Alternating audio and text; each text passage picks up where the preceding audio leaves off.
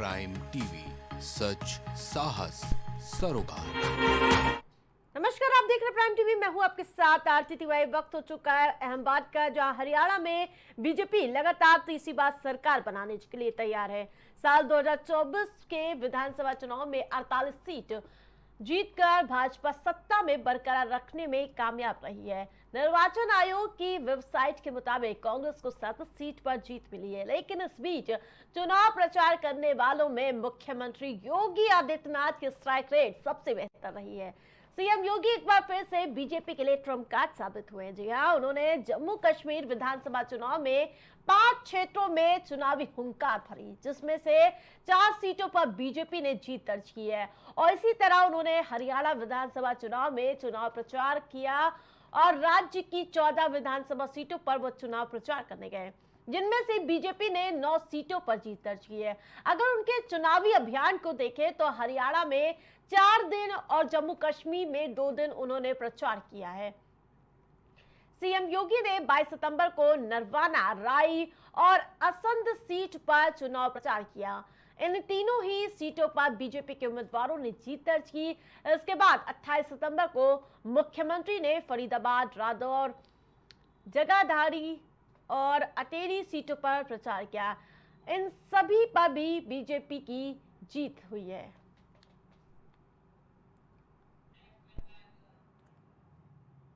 Samajwadi party ने UP उपचुनाव के लिए अपने उम्मीदवारों की पहली लिस्ट जारी कर दी है। इस लिस्ट में 6 उम्मीदवारों के नाम हैं।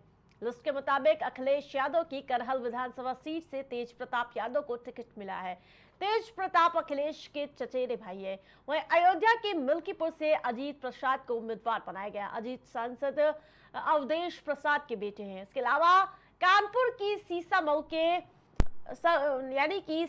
सीट से नसीम सोलंकी को सपा ने उम्मीदवार बनाया, जबकि प्रयागराज की फूलपुर से मुस्तफा सिद्दीकी को टिकट दिया गया है। मिर्जापुर की मझवा से डॉक्टर ज्योति बिंद को और अंबेडकर नगर की कटहरी से शोभावती वर्मा को टिकट मिला है।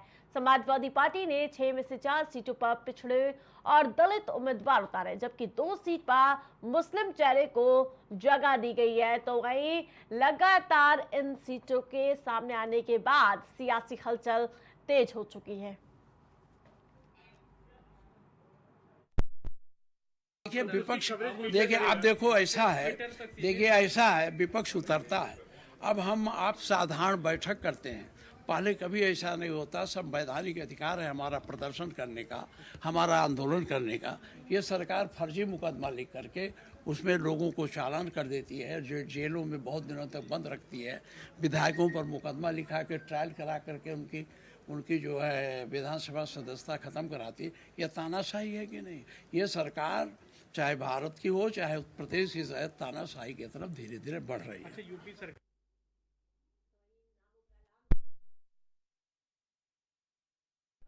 सियासत तेज है। यूपी के लखीमपुर खीरी में अर्बन कोऑपरेटिव बैंक प्रबंधन समिति के चुनाव को लेकर विवाद बढ़ता जा रहा है। बताया जा रहा है कि बार एसोसिएशन के अध्यक्ष अवधेश सिंह और बीजेपी विधायक योगेश वर्मा के बीच तीखी बहसबाजी मारपीट में तब्दील हो गई और ये मामला इतना बढ़ गया कि बार संघ अध्यक्ष अवधेश सिंह ने बीजेपी विधायक योगेश वर्मा को जोरदार थप्पड़ जड़ दिया और उनकी सुरक्षा में लगी पुलिस देखती रह गई। दरअसल मतदाता सूची फाड़ने पर बीजेपी विधायक ने आपत्ति जताई थी, जिसके बाद आज दोनों पक्ष में जमकर मारपीट हुई, जिसका वीडियो सोशल मीडिया पर तेजी से वायरल हो रहा है। सिद्धार्थनगर जिले में जिंदगी और मौत के कश्मकश का हैरान कर देने वाला मामला सामने आया है। जिस शख्स को हार्ट अटैक से मरा जानकर उसके परिजन मुंबई से लेकर गांव आए, उसके क्रियाक्रम और उसके साथ साथ सुपुर्द खाक करने की सारी तैयारियां गांव में पूरी तरह कर ली गई थी। यहां तक उसकी कब्र भी खोद दी गई, लेकिन इससे पहले कुछ ऐसा हुआ जिसे देखकर लोग हैरान हो गए। मामला सिद्धार्थनगर जिले के डुमरियागंज के सिकहरा गांव से सामने आया, जहां आपको बता दें कि गांव के रहने वाले अकरम की मुंबई में अचानक तबीयत बिगड़ गई। मुंबई के एक अस्पताल में उसे भर्ती कराया गया, जहां पता चला कि उसे सीरियस हार्ट अटैक आया है। अकरम का अस्पताल में 24 घंटे तक इलाज हुआ और वहां से डॉक्टर ने उसे रेफर कर दिया। घर वालों ने समझा कि उसकी मौत हो गई। उन्होंने इसकी सूचना शिखरा गांव में उनके परिजनों को दी और उसके यानी कि उनको एम्बुलेंस से लेकर गांव के लिए रवाना किया गया। इस बीच गांव के लोगों ने उसके मौत की सूचना पर उसकी कब्र तक खुदवा दी, जिसमें बाद में लोगों ने देखा कि मरीज की सांसें अभी भी चल रही हैं। उसके बाद परिजन उसे लेकर तत्काल बेवा स्थित मिश्रा क्लिनिक पहुंचे, जहां पर डॉक्टर ने जरूरी इलाज कर बेहतर इलाज के लिए आगे रेफर कर दिया। हालांकि बस्ती पहुंचने के बाद मरीज की मौत हो गई। फ्यूजन हुआ या उनके साथ 2 लोग बॉम्बे के भी थे। अब आई डोंट नो उनकी क्या मंशा थी, क्या थी, उसको क्यों वहाँ से निकाल लाए। डेफिनेटली जो भी ट्रीटमेंट बॉम्बे जैसे शहर में हो सकता है वो हमारे इस लिमिटेड रिसोर्स में तो नहीं हो सकता है। Why they did come to this place in a breathing state, और ये कह के कि वो कहे कि बस 15 मिनट के मेहमान हैं या वो मर चुके हैं, ऐसा तो नहीं था। मरे तो वो तब भी नहीं थे, क्योंकि ना कोई डिस्चार्ज स्लिप में ऐसा डेथ सर्टिफिकेट था और वाइटल्स उसमें नोटेड थे। So that was perfect. I don't blame on the Mumbai doctors. They did whatever they can do. ये मुझे लगता है इन लोगों की समझ में का फेर रहा और इन्होंने रास्ते में ले आए और ये सोचा कि रास्ते में ही खत्म हो जाएंगे, लेकिन ऐसा था नहीं। ईश्वर की कृपा थी, अभी तक बचे हैं और अभी भी बचे हुए हैं।